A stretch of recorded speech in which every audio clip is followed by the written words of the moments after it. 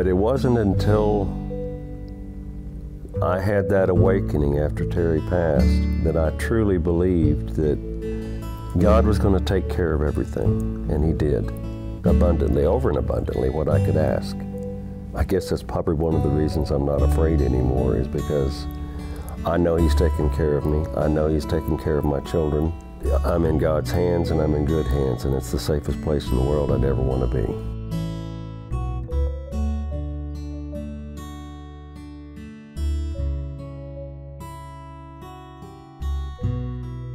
I was married, I was divorced, and finally met my soulmate in 1980. We were married for 32 years, and finally, July 18th in 2013, she went to be with the angels. And at the time, we were members of the church, but I didn't know where to turn to do her service. I did not want a funeral. I wanted a memorial service to celebrate her life, the people she had touched. My family, my sons, were very fervent in their wishes of how to represent Mama Do, as she was known. And we got exactly that. And I knew after that service that this was home. I knew no other place to go but here. Time passes. May last year, the big boom. John, you've got advanced progressive prostate cancer. Not news. I've been dealing with the issue for 20 years. So it was a matter of not if, it was just a matter of when. So I opted not for surgery. I chose radiation and hormone therapy, which I'm still undergoing. I have 3 more sessions, but I'm free 1 year last week. And I thank God for that. I still struggle with my faith. There's something still missing. Recovering. Last year, March, Easter Sunday, Easter weekend. Mild heart attack. I'm in the hospital. It's my 3rd episode in 5 years. 3rd time. This one was an actual heart attack. The others were, doctors called them episodes. This was a heart attack, a wake-up call. All 3 of my sons were here. We talked, and we talked some more, and I finally listened and finally acknowledged that I'm an alcoholic. After 40+ years of struggling with it, knowing I needed to do something, one of the contributing factors to the death of my wife ultimately was going to be for me, but I chose to finally listen. And who walks into my hospital room in the middle of all this discussion with my sons but my pastor? Didn't know he was coming, but he shows up. I look at it as a sign from God that, yeah, this is it. You're listening. You're listening.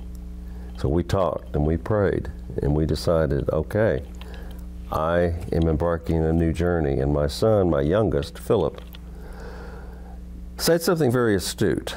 He said, Pop, you came into the hospital on Good Friday. The old you died. It's Easter Sunday and you've made a decision. The new you has been reborn today. It's your new journey.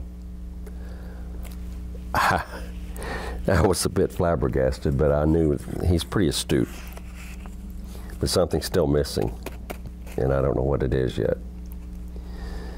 A few months later, in talking with my oldest, he and his wife live with me, he asked how I'm doing, and he's very insistent on making sure I'm walking this journey the right way. And he said something to me that kind of floored me. He said, I'm going to tell you something, Pop. And I said, okay, shoot, I'm all ears. He said, while you're in the hospital, I talked to the doctor. He told you your heart's fine, looks good, get on your diet again, behave yourself, blah, blah, blah. But he didn't tell you what he told me. And I said, okay, let me have it.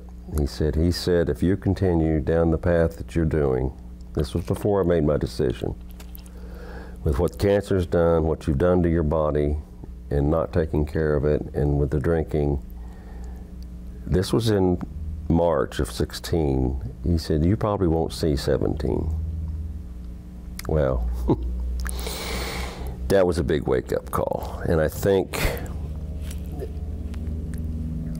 that was the thing I was looking for, because before that, I entertain thoughts of God, take me, I'm through, I'm tired, I don't want to do this anymore. I've gone through cancer, I survived, I think. My wife's gone, the love of my life is gone, my purpose is gone. I have my family still, but it finally hit me that God wasn't through with me yet. He had something in store, and I didn't know what it was, but I finally was listening again. I'm kind of stubborn, but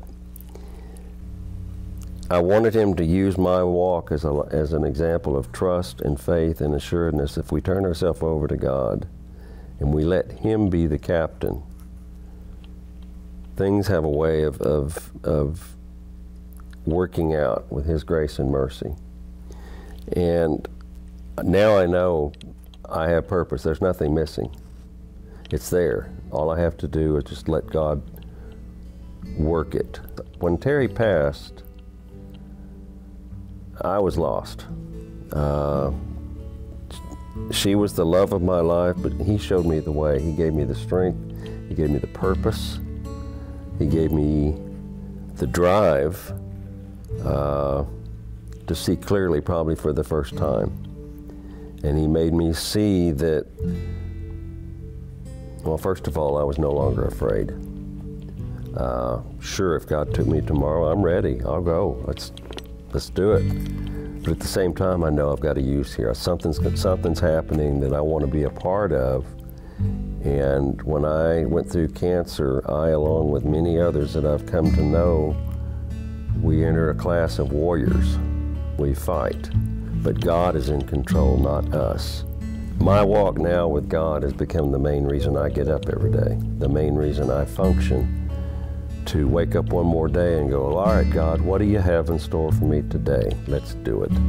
But let's do it together with you in control. I don't want to drive anymore. I've done that. And my priorities now are crystal clear. God, my church, my family, and my friends. And I finally got it right for the first time in a long, long time. In Romans 8:26. Likewise, the Spirit helps us in our weakness, for we do not know how to pray as we ought, but the Spirit himself intercedes for us with sighs too deep for words. And he who searches the hearts of men knows what is the mind of the Spirit, because the Spirit intercedes for the saints according to the will of God. We know that in everything God works for good with those who love God, who are called according to his purpose.